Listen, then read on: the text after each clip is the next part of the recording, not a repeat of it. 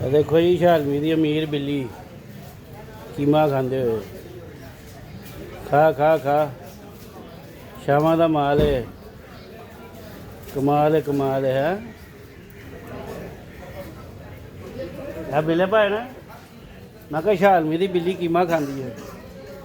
पक्या भुजिया कीमा है भाई